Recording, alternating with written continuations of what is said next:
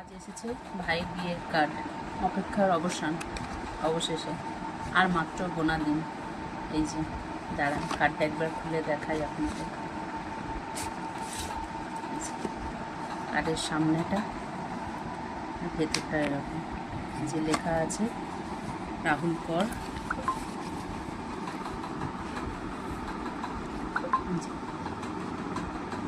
সবাই আশীর্বাদ করুন, ওদের আগামী দিন যেন খুব সুখের হয়, খুব ভালোভাবে যেন ওদের দিনগুলো কাটে।